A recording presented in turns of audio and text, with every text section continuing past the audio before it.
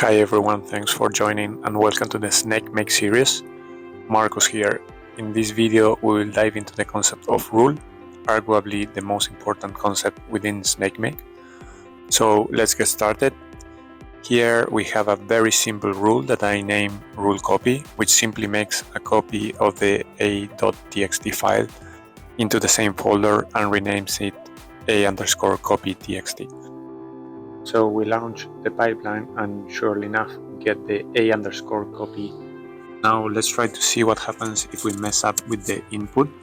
So for example, if we add an underscore to the name of the file and we try to launch the pipeline, what we have is the very frequent missing input to exception message. And surely enough, the file affected is the a_t_txt that is not in the folder. Okay, now, so let's try to do the same, but for the output. We modify here the name of the output and then we try to launch the pipeline again. What we see in this case is that actually the pipeline is launched, but this message appears saying waiting for the output. What's going on here is that the pipeline launched the shell command. The shell command exited without error, but the file expected is nowhere to be found. So Snakemake initially believes that it might be related to the latency of the system and that the file will appear, but this never happens. So after a couple of seconds you get the famous missing output exception.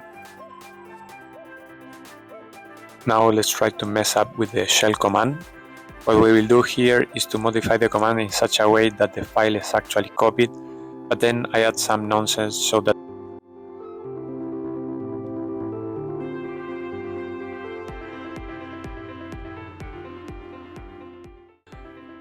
when the pipeline is launched, the command starts to run, but eventually crashes. And what we get is this message saying that there was a problem with the command.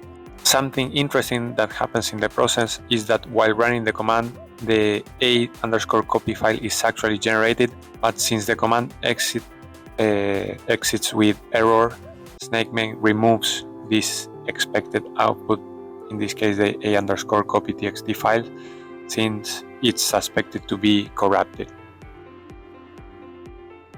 One thing that we can do to minimize mistakes is to link the output to the shell command to avoid mismatches between the expected output and the actual output. The way we do this is writing output between curly brackets.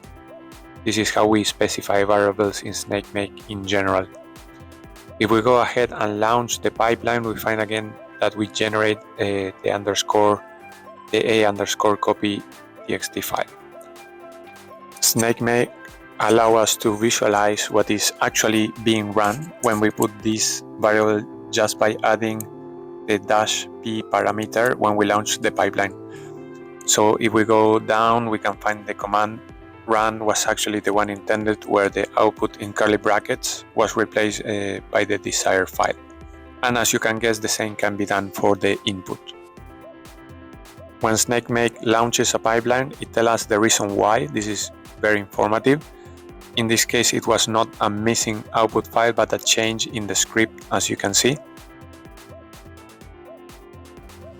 Another reason for launching the pipeline can be one of the input files being updated, as in this case. So that's it. I hope you enjoyed this Snakemake rules breakdown. If you want to see more videos like this, please click the videos on screen. If you are interested in future videos releases, please subscribe. Thank you for watching, and I will see you next time.